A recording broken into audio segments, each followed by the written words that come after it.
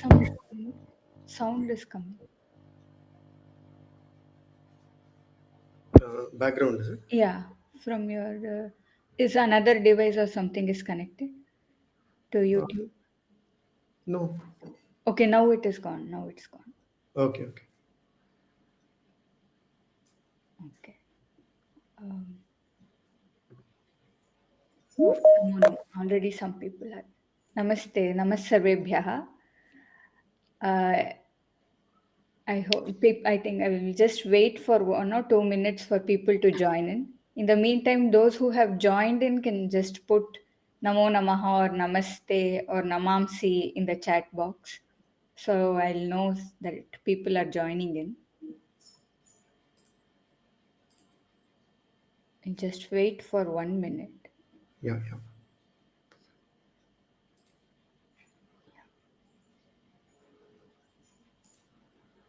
Namaste, Vijay Heti Rajan Mahodaya. Namaste, Shailaja Mahodaya. Namaste, Venkata Mahodaya. So people have joined in. Vayam Arambham Kurmaha. We will start. Yeah. Today we have Sri Ramaswamy ji with us. He is running a Gurukulam called Medha Gurukulam, which is in Chennai. This is a Shastra Gurukulam. We will be discussing what a Shastra Gurukulam is. But many people, when you think of Gurukulam, you usually think of Veda Pathashalas, but this is slightly different from a Veda Pathashala. And there are very few Shastra Gurukulams. So this is a very important thing, and also this will be a new thing for many of you to understand what exactly is a Shastra, what is a Shastra Gurukulam. We will discuss all that with Ramaswamy ji. He is actually an engineer. Just to give a brief introduction about him, he's an engineer. He's been working in the IT industry for 25 years, and in 2020 he started the Medha Gurukulam. And he's doing it under the guidance of very great scholars, stalwarts like Mani Dravid Shastrigal and also Devdutt Patil Mahodaya. They are all like they are the go-to persons. Then they have studied the Shastras so thoroughly. They are guiding the Medha Gurukulam. So Ramaswamy Mahodaya, please, you can start telling us what is a Shastra actually. We'll start with that, and then we will go to the Gurukulam part. Sure. Namaste to all. So basically, shastras are nothing but very specialized knowledge. You can call it technical knowledge. In modern parlance, it falls under what can be called as Indian knowledge systems. But it's basically our jnana parampara that has come to us from our rishis. And basically you can classify it under many different categories. Within that, the more specialized knowledge is called this. So typically they talk about, for example, Natya Shastra, that covers dance as well as some kind of Sahitya. And also Sahitya Shastram is there. So I think we are the only country in the world that has a Shastra for Sahitya. Like literature is supposed to be like a free form without any rules, but basically forming these kind of rules. So shastras basically comes from the dhatu shas, which means to rule. So it's a set of rules or a set of guidelines that helps us in the right path. So the set of rules around Natya Shastra actually are not constraining. So they actually allow the expressiveness and the creativity of the dancer to come out. Similarly, for various other shastras, like Paka Shastra for cooking. So by following certain rules, the freedom is actually increased, not decreased. Like if you limit water into a tumbler, it actually allows us to do something around it. So like that, there are various shastras, Ganita Shastra for mathematics, Vaisheshika for physics. There is a Dharma Shastra which allows us to how to lead our lives. Artha Shastra around economics. So basically, because we were free from Western influence for a long time, so it allowed us to be close to nature. It allowed our rishis to be very contemplative. stay in Gurukulam, stay in the forest, and do all of these very, very fine-tuned and subtle studies. That's what has resulted in this big corpus called shastras. So typically, you might divide it into like 14 Vidya stanas. So I will share a small slide to explain this better.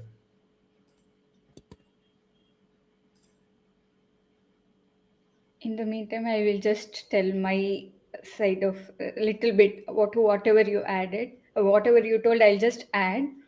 Yeah. That is, the Vedas are a huge corpus of knowledge, and darshanas are the view of a rishi, about his view of a segment of that knowledge, and that is the philosophy. Like, for example, Shankaracharya's darshana is Advaita. So then the rishi then documents his philosophy, and clearly, with all the logical reasoning, he gives why this statement is like this, why it is interpreted like this. So it's very detailed. It's very, very detailed work. Yeah. So, like I said, the Shastras are very broad, but within that, there are 14 Vidya sthanas, or the core of our knowledge, that have been identified. Sometimes also Ashtadasha Vidya sthanas are called, which is in addition to these 14, if you add four more, which is Ayurveda and Gandharva Veda and Artha Shastra. So, if you add these, it becomes actually 18. But in these 14, basically all of our Shastras originate from the Vedas. So everything has its source only in the Vedas. So Vedas we know are four in number: Rig, Yajus, Sama, and Atharvana. And basically associated with the Vedas are the Vedangas, which is basically helps us to interpret the Vedas, helps us to understand the Vedas, and helps us to apply in our lives. So that is basically six in number. We have Shiksha for phonetics, or basically how to pronounce, because in Vedas the pronunciation is very, very important. And we have Vyakaranam, which is basically the grammar, and we have Niruktam, which is the etymology, how each word comes into being, and so on. Then we have Chandas, which is the Shastra for poetry. Like we have heard about Anushtup Chandas. So what are the rules around it? So those things are defined. And Jyotisham is basically astronomy and some astrology also, but core focus is astronomy, and basically max has evolved only from Jyotisham. And we also have Kalpam. So typically when we do our pujas, at the end we use a word from Kalpasutra Prakarena, which means it has come from the Kalpasutras. And then we have Mimamsa, which is a shastra that helps us interpret the Vedic sentences, how to apply it in yagas, if there are conflicts between sentences, which one to prioritize, what is the importance given to a particular passage, and so on. Then Nyaya Shastra, also called as Tarka Shastra, is sometimes called, is sometimes mistakenly interpreted as something to do with justice and all that. It has nothing to do with justice. So it has to do with logic. Obviously, justice also has a lot of logic, but primarily it is the logic, and how to interpret the world, how to look at the world, what are the relationships between different things in the world. So that's what is the Nyaya Shastra. Then we have Puranas, which also in this definition includes itihasas like Ramayana, Mahabharata, and then we have Dharma Shastras, which is the Smritis. So in a way, the core of our knowledge systems is contained in these 14 Vidyasthanas. In that, four of the Shastras have been chosen by scholars, and in the Parampara, they are chosen for more in depth studies. That is Vedanta, Vyakarna, Mimamsa, and Nyaya. So, if you look at how it is taught, I've marked in the left, the four Vedas are taught by the Veda Patashalas. So, the Veda Patashalas have, we have had Gurukulams and Patashalas for thousands of years. You call it Acharya Kulam or Gurukulam or Patashala, it's all basically almost the same thing. So it has been there for thousands of years.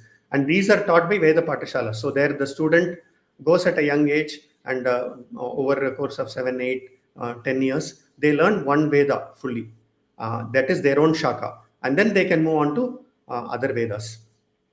Right. So, but the other shastras are basically in different forms. So, Shiksha, Niruktam, Chandas, and all that can be taught in some Veda Patashalas, but typically they are not taught in many Veda Patashalas. Puranas have their own way, their own parampara. So, they are taught through like Upanyasams, and they are taught individually. Dharmashastra is by the Vedic scholars, they use it for the various anushtanas. I wouldn't call them rituals, but basically the anushtanas that are used. And then the four shastras I told that are highlighted, taught by Shastra Patashalas, which are like Bhagini highlighted, it's few in number, like there are hardly any. So it has been preserved over the centuries and brought to us. And in the modern times, I would give a lot of our kritagna to great scholars like Manidravid Shastrigal and Devdutt Patil Mahodaya. So they have basically learnt it from their gurus in a full-fledged manner. So it is a real tapas for somebody to learn this shastra. So it is extremely rigorous. It is nothing less than doing a PhD. It's at least a postgraduate or more than a PhD. So every sentence, every word is questioned multiple times in multiple directions. How it is consistent, how it differs from what the other person has said. So with that, the final conclusion is kind of drawn. So it's extremely rigorous process, and basically these people and many others like that have preserved the shastras to us. So from our perspectives, we are basically trying to preserve the shastras, ensuring that the tradition continues. But also there is a lot of value in these shastras that are applicable to everyday human life. A person who has gone through shastra studies, you can see it in their face itself. So they will be different in some way or the other. So you can clearly differentiate from modern education versus this kind of education. Yeah, I my own personal experience. I have done MA in Sanskritam, and I studied under the regular professors who studied in the university. When I did MSc in Vedic Sciences from MIT Pune, I studied under people who came from the Gurukulams, who had studied the Shastras thoroughly in the Gurukulams, and I could see a huge difference. Yeah. The way they have the knowledge in their hands, it's totally amazing, and it's very, very nice. And my professor who has studied in the university, she herself told that the people who study in these Gurukulam, study the Shastras in the Gurukulam, they are more knowledgeable than us. My professor has done PhD, but she herself was telling that a university graduate needs at least 10 years in the field, to be in the field, to get to the level of the people who have studied in the Gurukulam. A fresh graduate from Gurukulam, to reach his level, a university graduate with a PhD needs 10 years to be in that field. But that is really true. They studied it in depth. Um, somebody will take up questions later, or shall I ask now? What is comfortable for you, Mahodaya? Yeah, we can ask now also. Either way is fine. Okay, what level of Sanskrit is needed for the Vedas? One person has asked. Yeah, so basically Vedas are not taught in this Gurukulam. So there are some Gurukulams that focus both on Vedas and on Shastras, but it's very challenging because Vedas themselves are like full-time studies. Shastras are also full-time studies. So for somebody to kind of do both is very difficult. But for Shastras, definitely Sanskritam is required. So all our granthas are only in Sanskritam, and definitely somebody needs to know Sanskritam in depth to be able to interpret it. So the conversation within the teaching is only in Sanskritam. The conversation within the Gurukulam when the students are playing or when they are cooking. So everything is only in Sanskritam. Certainly Sanskritam is required, but it doesn't mean somebody who comes into the Gurukulam needs to know from a residential perspective. Somebody who comes in doesn't need to know Sanskritam. So the moment they come in, it's basically by listening they will pick it up in no time. So in like a couple of months they will start learning, even if they didn't know any Sanskritam before coming to the Gurukulam, because the environment is such that they will definitely pick it up. And one more question that people will generally have is, what is the use of studying all these shastras? How does it benefit me now in these current times? So, can you just tell about? Yeah, so any education, I would say, has two aspects.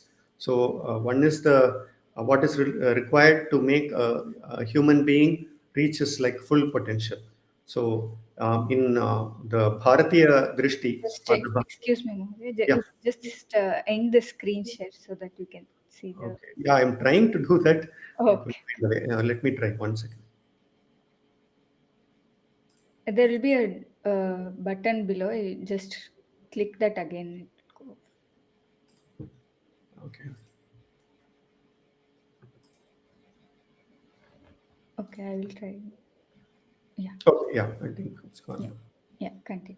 Sorry. Yeah, so basically that is the aspect of making a human reach the full potential. So if a deer is born, so the deer is born as a deer full fledged. So it doesn't need to learn anything to become a deer from that point in time, right? But for a human being, it is different.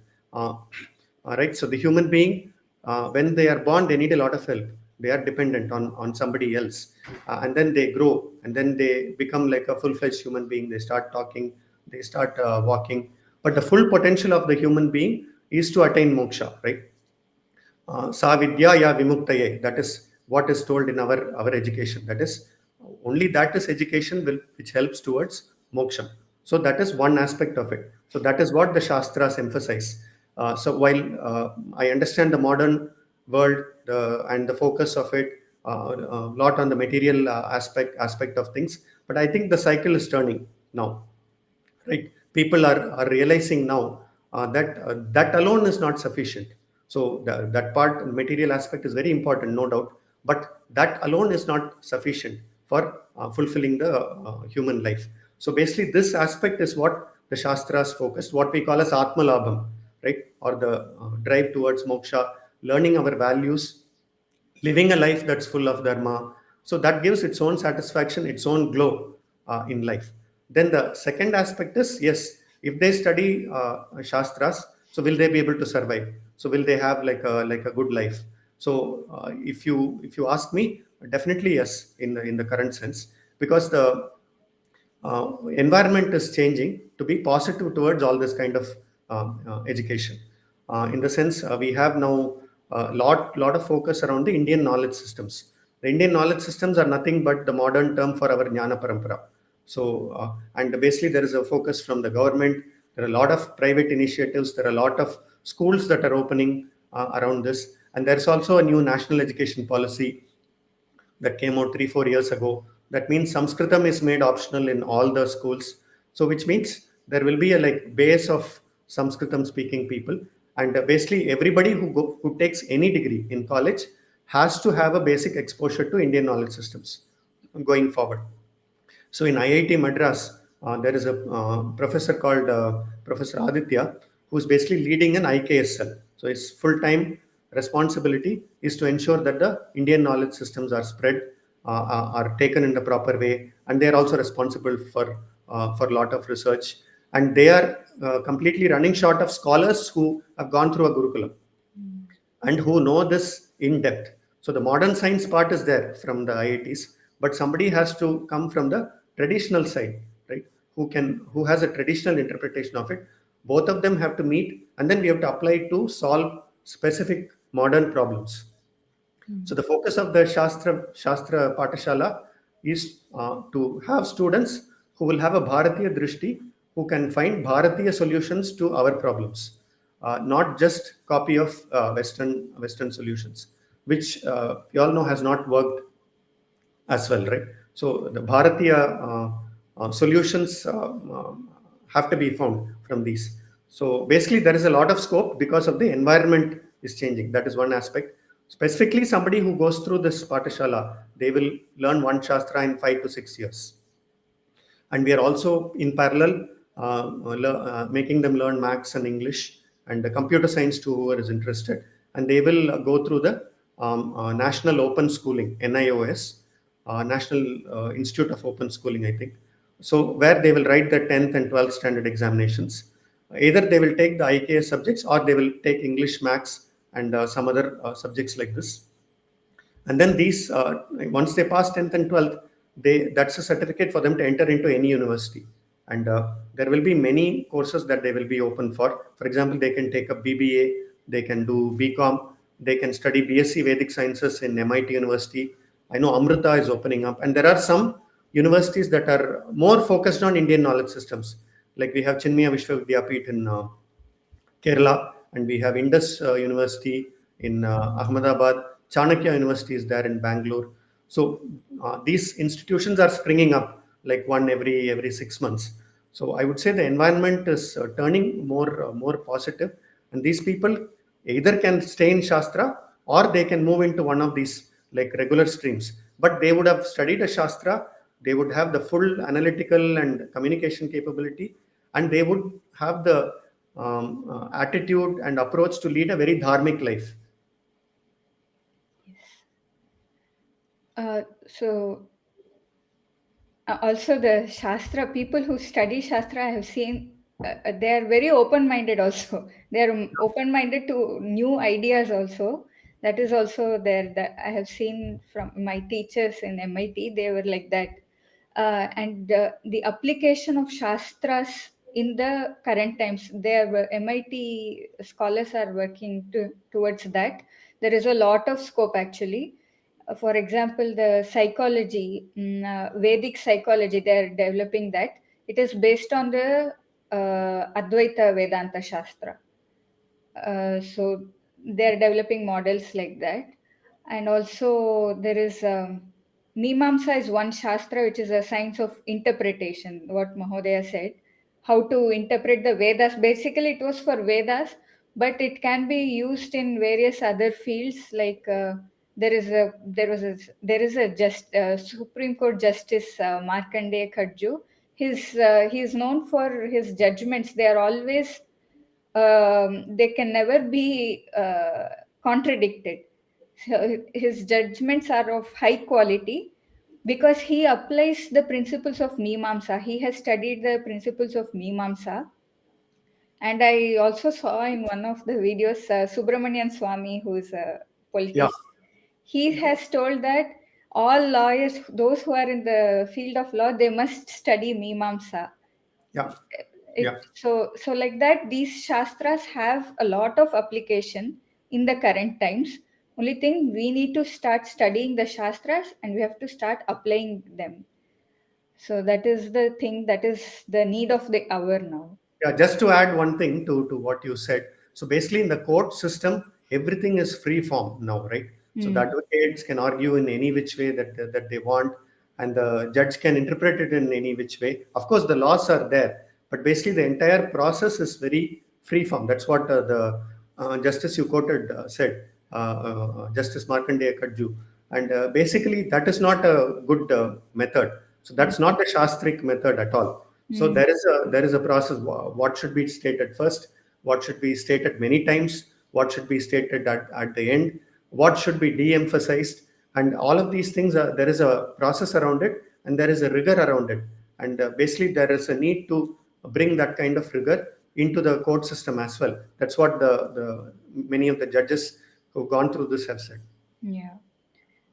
And also there is this in the Shastra, it's not that if there is a Shastra, this is the thing, you have to follow this only. It's not like that. Initially, Mahodaya told that there is freedom.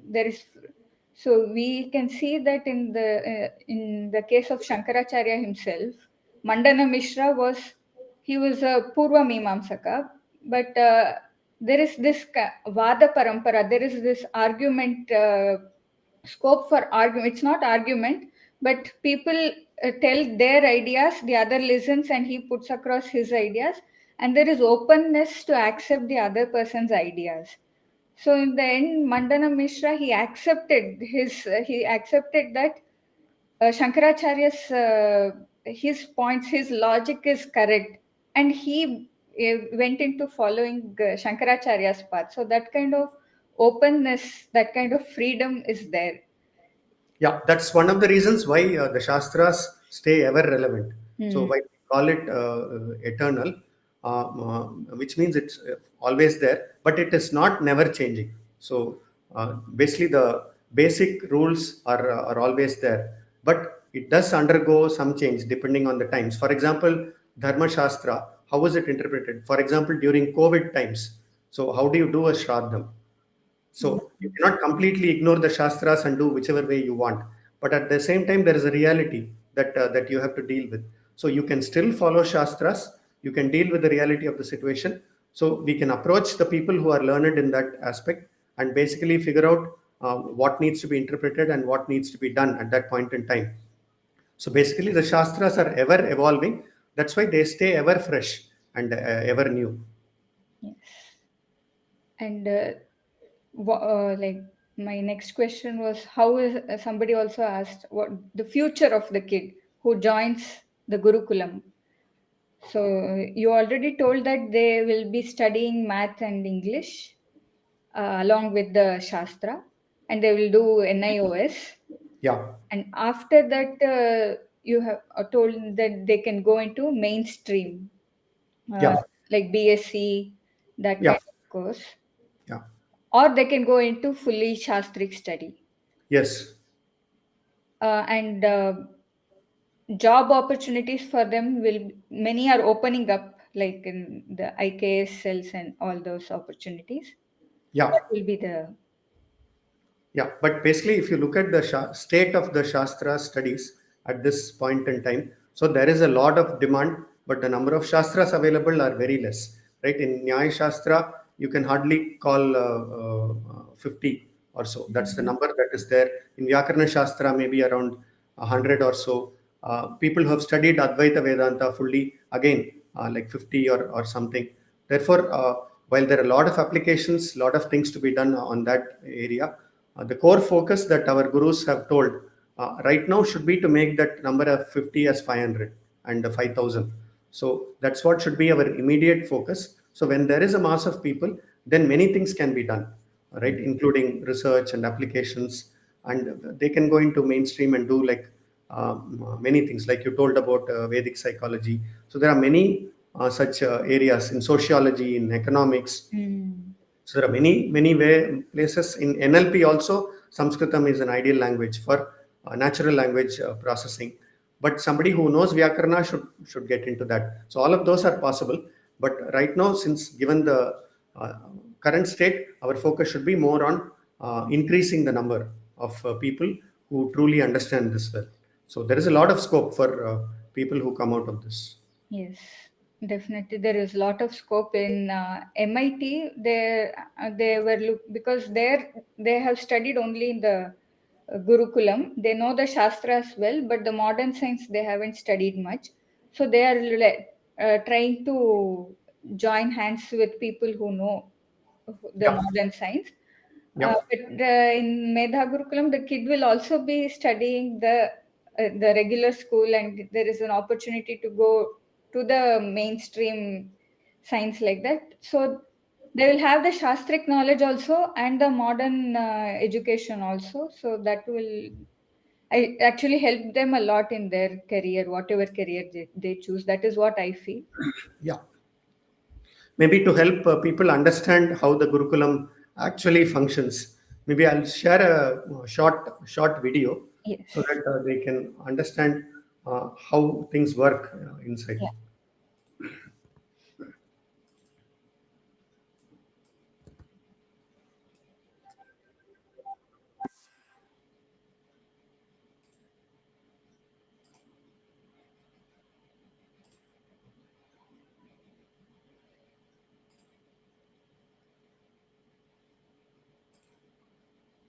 Just 1 second.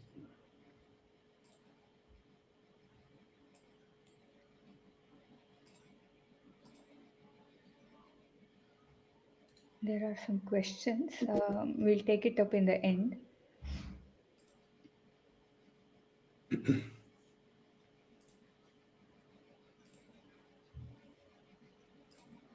I will definitely address Shailaja Mahodaya and Venkata Mahodaya. I will address these questions. I will ask Mahodaya to answer these questions.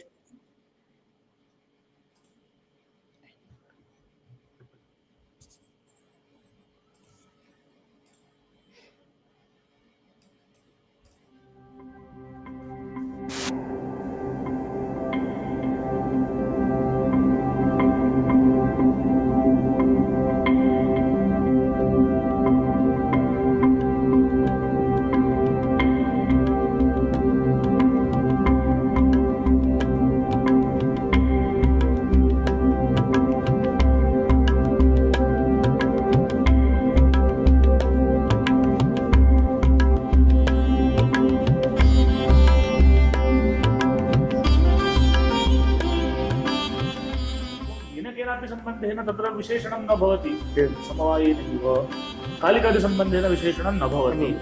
किञ्च समवायेन यः कश्चन धर्मः विद्यमानः तत्र भासते वा न, तस्य प्रथमम् उदाहरणं द्रव्यपदात् समवायेन घटत्वप्रकारकः बोधः भवति वा न भवति।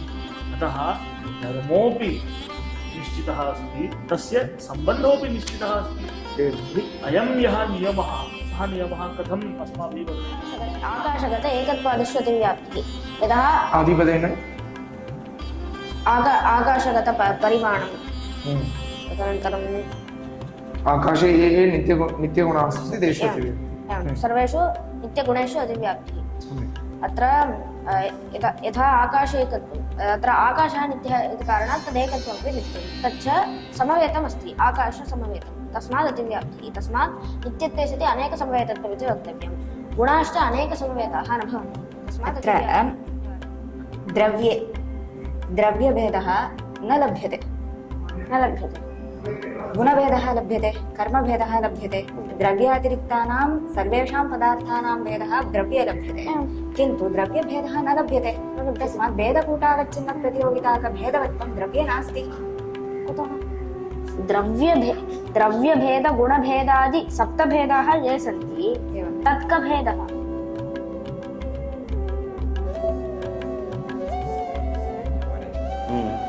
महच्छब्दः यः वर्तते तस्य आकारान्तादेशः विधीयते। कदा? यदा समानाधिकरणसमासः जायते तत्काले उत्तरपदे परतः अथवा जातीयप्रत्यये वा परतः इति वक्तव्यम्। तस्मात् सामान्यतः यदा कर्मधारयसमासो भवति तदा, अथवा पूर्वं यथा उक्तं तद्वत् जातीयप्रत्ययः यः वर्तते तस्मिन् परे वा आकारः विधीयते। तत्र उदाहरणं पश्यतु। महाब्रह्मः सामान्यतः ब्रह्मन् शब्दः नान्तः, तर्हि तस्य कीदृशः प्रयोगः अपेक्षते? पश्यतु किमुक्तं तत्र,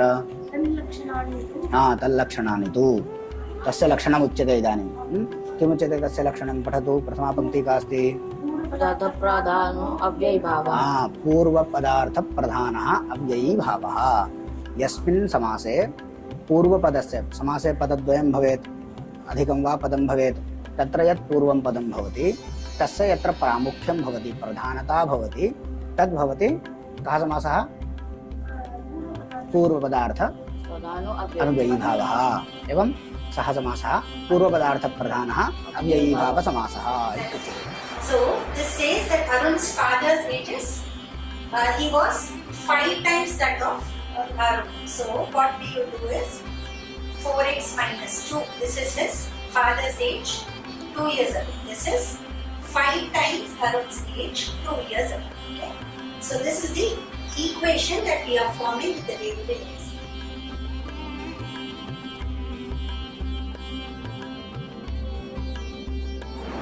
अन्नपूर्णे पूर्णे शंकर प्राणवल्लभे ज्ञानवैराग्य सिद्ध्यर्थं भिक्षां देहि च पार्वती माता च पार्वती देवीक्ता देवो महेश्वरः बान्धवाशु भक्ताश्च सुरेशो भुवनत्रयम्।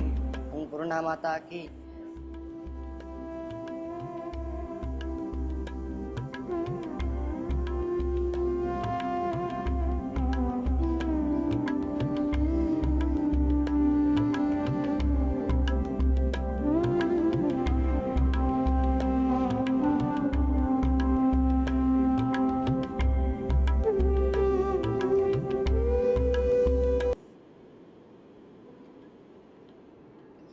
I think now everybody would have got an idea about the daily routine, Yeah, the Gurukulam. yeah. One person has asked, what is the scope for girls taking up shastras and which shastras? And once they do shastric education till say 15 years and enter say medical or engineering field, will they be able to apply, remember? Yeah, so there is a lot of scope for girls to learn shastras. It is allowed in our tradition also. So there are a lot of people like Maitreyi, Gargi. So many women scholars have been there from tradition. So basically, they can learn Nyaya Shastra, and I think some are learning Vyakarana Shastra also. And it has been accepted now. Various Matacharyas have now basically there is a Maha Pariksha that happens at the end of finishing one Shastram, and that is conducted by the Mathadipadis, Kanchi Mahaswami or Sringeri Mahaswami. And basically, they have, at least from a Sringeri perspective, they have now accepted girls as Vidushis, and they are starting their own Patashalas. So basically, there is acceptance for girls. And in our Patashala also, as you would have seen in the video, there are girls who are studying these Shastras. Now, when they study for some period of time, after that, basically Shastras means complete focus. So we are not saying when they study Shastra, they will completely get everything that is there in the modern education. Also, they can enter IIT JEE and do IIT JEE. They can become a topper in NEET. So I think that is not possible. So the prime focus is only Shastras, but definitely we will enable them to interact in every way with the modern world and take up like normal courses like I mentioned BCom, BBA, and various things that they can take up. And like I said, the application, like if they study economics, so whatever shastras they study, they will be able to apply. If they study sociology, they'll be able to apply some of the shastras. Similarly, depending on the shastra, depending on what they study, the application will come up. Like they can study Vyakarna, they can learn machine learning, and then see how to apply for natural language processing. So it is very specific, but I think given the number of scholars I told, we are very early in this, right? There is a lot of scope that everybody can see, but basically the number needs to increase and the IKS ecosystem has to evolve a lot more. Then I think the applications will naturally like pick up.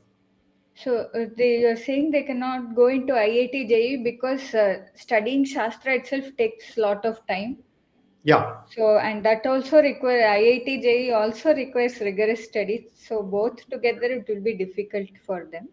But Yeah. they can go into they can go do engineering, BSc, and I think they can do.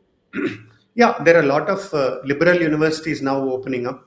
So that don't require you to, for example, study chemistry, right?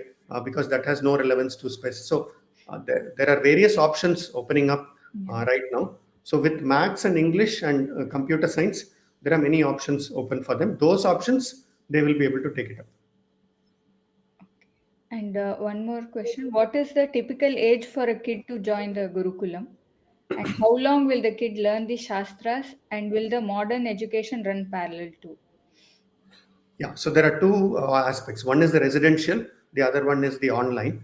In the online, we have people right from 11, 12 years old to all the way up to people who have their Shatabhishekam completed, which is 80 years old. So they are actually learning right now.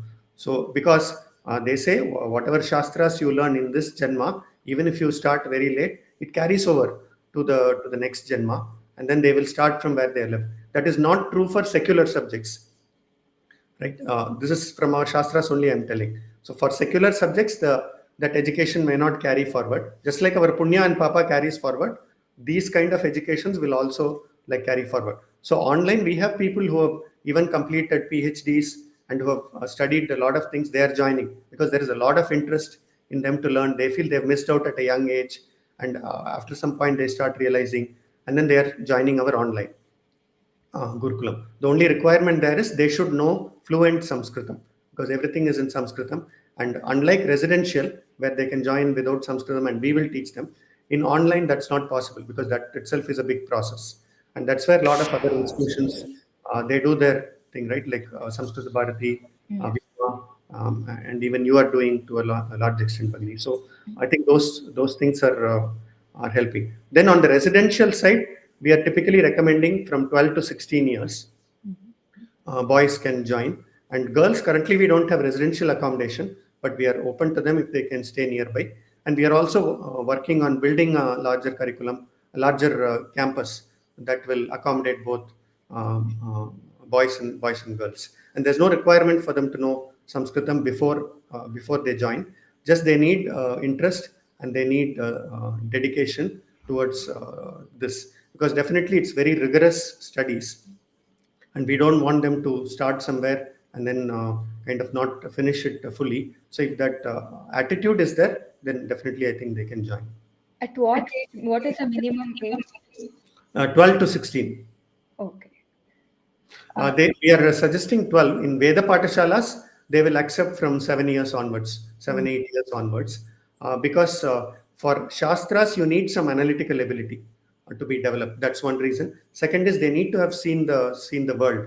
So in Nyaya Shastra, if they start talking about all the dravyams and the gunams and all that, if they have not actually interacted with the world to some extent, it will be difficult for them to interpret all those things. So that's why we are suggesting a minimum age of 12. And how long will it take for a kid or anybody to study one Shastra? Yeah, one Shastra, typically we would say it takes like 5 to 5.5 years. So basically there is a prescribed syllabus. So there is a set of granthams which have been prescribed by the Mathathipadis several years ago, 40, 50 years ago. And they have formed a curriculum around this. And there are exams around this conducted at Tenali. And this is run by Kanchi Matham at this point in time. So for example, for Vyakarna, there are a set of 14, 15 papers, starting from Siddhanta Kaumudi, and then Laghu Manjusha. Various granthams are selected. So they have to go through all the granthams. And then at the end, once they finish all these 15 exams, there is a Mahapariksha that is conducted. That is a combination of all of this. And that has to be done in person in front of the Swamiji. And then once they go through the Mahapariksha, that's when they are supposed to have completed their Shastra studies in that one Shastra. And there are a few people who also take up second Shastram. Of course, the second Shastram will take like much less time. Completed one Shastram. And even one Shastram also, there are exceptions. Like we have Priyavrat Patil from Goa, who has completed all of the Vyakarna Shastra at a very young age. He finished in like 3.5 years or something. But he dedicated himself completely to these studies. Right? So there are exceptions like that as well. Many people know about Priyavrata Patil because Prime Minister Modi himself appreciated him. I think he's the youngest person who completed the Tenali Pariksha. Yes, yeah. And one more question. Is there any topic where we can do research, engineering and Sanskrit? I am 42-year-old teaching engineering, but from heart I love Bharatiya education system. What is the path at age of 42? Yeah, so basically at age 42 is young. So I think he can definitely learn one of the Shastrams. Probably if you're talking about, I don't know which engineering, but if you're talking about the computer side of things, like I said, definitely machine learning and natural language processing aligns with Vyakarna. And I think there are various other Shastras like Shilpa Shastra and so on. So definitely, if you actually, Konark Sun Temple is a wonderful example where all of our Shastras have kind of come together. There is civil engineering involved, and obviously there is Sthapatya Shastra involved, and there is mathematics involved to a very kind of fine degree. So lot of the Shastras, actually temples are the place where a lot of our Shastras kind of can be seen in action, right? So I think maybe by further exploration we can discover what are the areas where it can be applied. But these are the few areas that I can think of right away. And the selection criteria for adults can do the online one. For adults, it's just they should be fluent in Sanskritam? Yeah, they should be fluent in Sanskritam. That's the only criteria. For kids, any criteria is there apart from age? No, apart from age and interest in doing this, there is no other criteria. So, if there are any other questions, please put it in the chat box. Um, is there anything else you wish to tell, Mahodaya? No, basically, one is the basically the in-depth nature of studies that happens in these curriculums. That is very different. So from the modern education, where in modern education you have 1 hour of maths, 1 hour of physics, 1 hour of social science, and that's the way it goes. Whereas here, from a very young age, there is in-depth studies of one shastra, or even in a Veda Pathshala, they study one thing thoroughly. But it doesn't mean they lack breadth, because if you study Nyaya Shastra, you will have to know Vyakarna to some extent. Without that, you can't study. If you study Vedanta, Vyakarna is anyway involved. And Nyaya is the basis before you can approach any of the Vedanta core texts. And Yoga Shastra is not diverged from Vedanta, because Vedanta is there in all the Shastras. So like that, the Gurus have told that all the education, the Shiksha is all one. Yeah. So we have simply divided it into multiple categories because of our limitations. So we are not able to study everything all at once. Therefore, we are studying. But in doing so, they also gain an insights. And in many Gurukulams, they also do like agriculture. In our Gurukulam, they do cooking. So they learn like they cook themselves, and the food and clothes in the Gurukulam. So it's unlike modern education. It's all like Bharatiya. And the other thing is staying with the Guru. That has its own special impact. See, in the modern system, the interaction with the teacher is mostly transactional. So they come for 45-minute class, and then after that, they might have some interactions with other students for a little bit of time. Here, 24/7, the student is with the Guru. So therefore, there is something called a Shishtacharam, which is basically observing and learning. So values cannot be taught; it can only be caught, right? So by observing the Guru, they learn a lot of things. You can take many hours of lessons on values. Yeah. You can't learn things like titiksha. Like in Gurukulam, they don't lead a luxurious lifestyle. So they will sleep on the floor. So their food is very sattvic, and it's not like luxurious kind of food. So that titiksha develops in them, and they will learn to innovate. So there will be some limitations in terms of space or in terms of availability of material. So with some visitor comes, so what do? So they will innovate, right? The typical Indian way, they will innovate. So all the Indian values like Atiti Devo Bhava. So when a guest comes, how does the Guru treat the guest?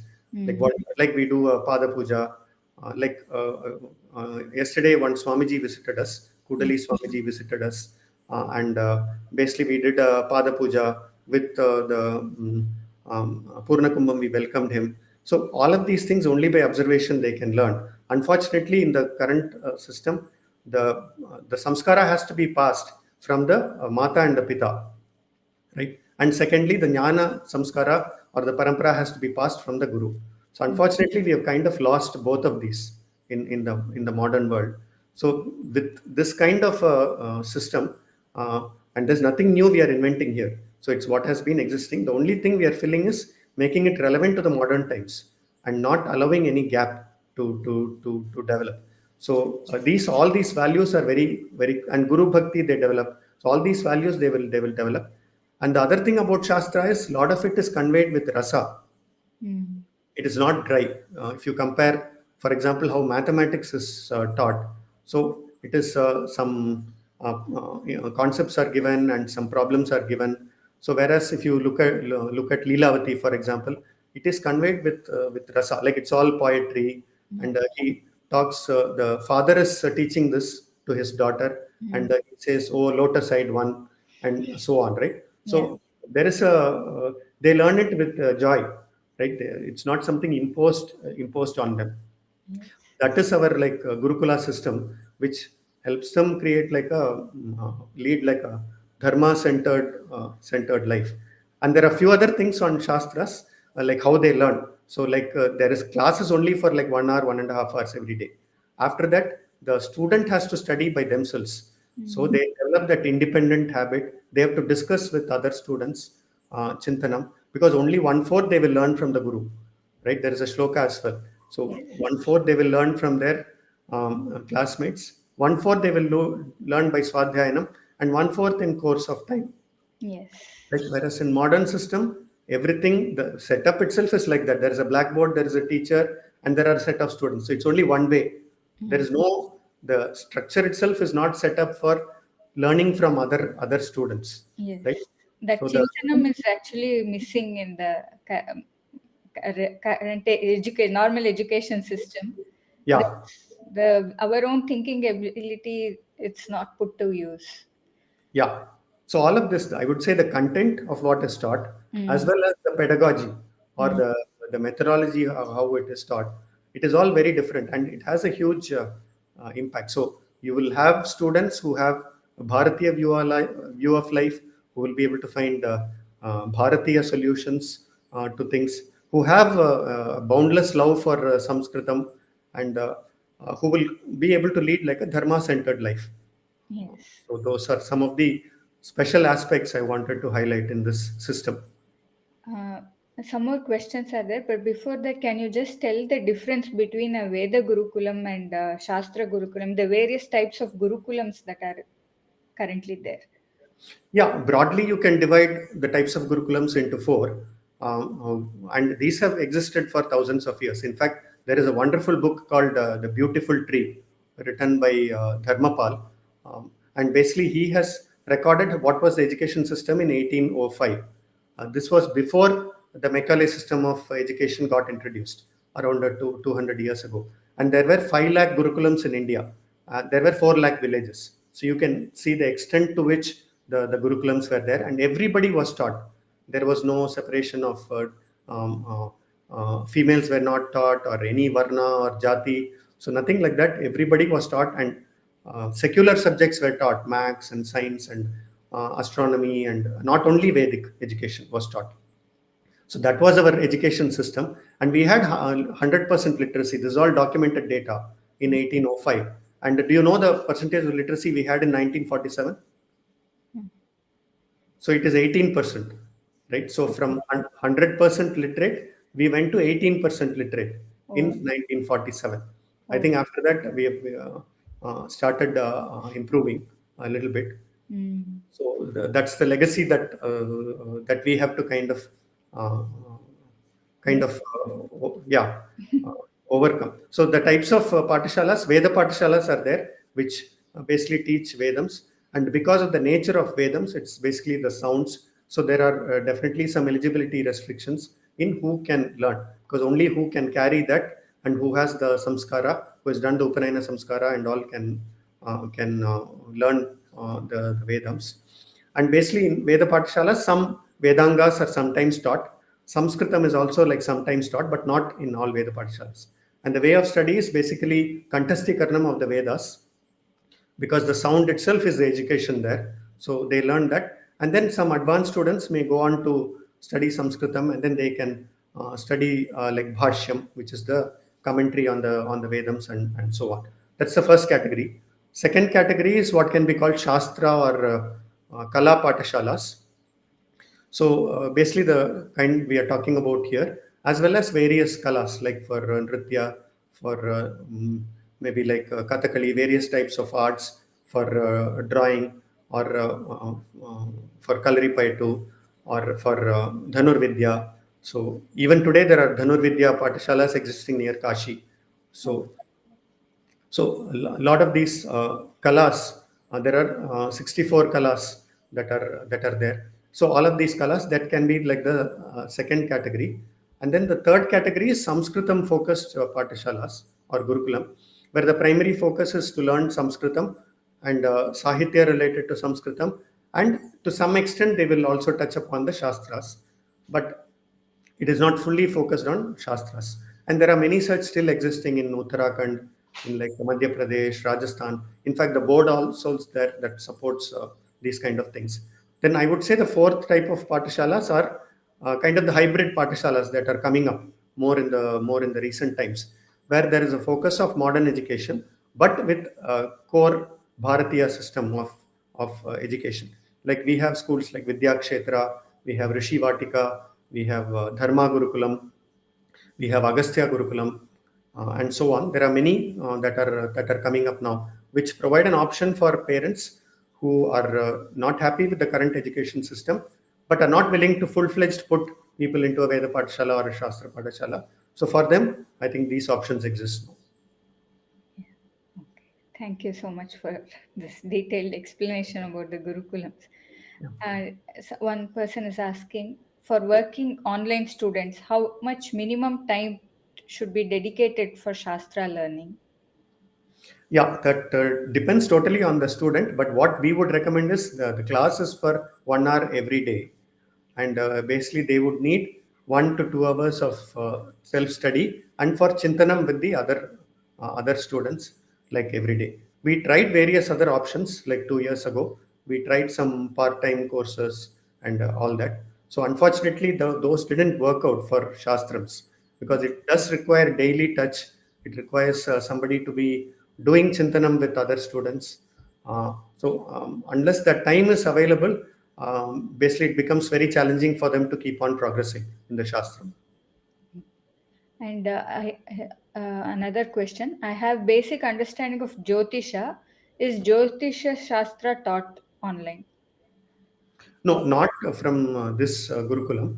So we do teach the residential students some bit of Jyotisha Shastra, but it is on the side whenever there is some time available or whenever there is a space in after the exams or something like that. Some aspects of Jyotish Shastra are taught, but here we are only focusing on three Shastras right now, which is Nyaya and Vyakarna and Vedanta. Mimamsa is part of the core four Shastras, but we don't have a setup for it at this point in time. But other Shastra Pathshalas will have that kind of setup. I think that's all those are the questions. And what all I wanted to ask, I think I've asked all that. Yeah. It was really nice interacting with you, Mahodaya. I also learnt a lot. Do you have anything else to share? No, I think we covered everything that is from my Yeah. side. And if people want to support Medha Gurukulam, what ways they can support?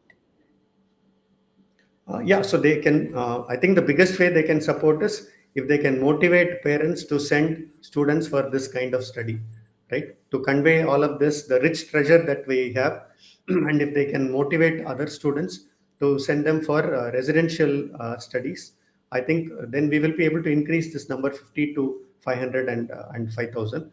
Apart from that, yes, definitely they can support from a financial perspective. So they can look at the website medhagurukulam.org. So that has all the courses and what is required for residential as well as for contributions as well. Okay, so you can, I maybe in the description I will add the link. Yeah. Those who wish to support can just go to that link and do whatever you want. Somebody says, wonderful. Truly, the parents and kids have to dedicate to this education for a better value to the real education that they get. And I really appreciate, Mahodaya, that you have given your son the same education. Yeah. And for those who don't know, Ramaswamy Mahodaya's son is studying in Medha Gurukulam. So, Yeah. Yeah. Parents who are little bit worried about the future, you need not worry. Because Mahadeva also is giving his son the same education.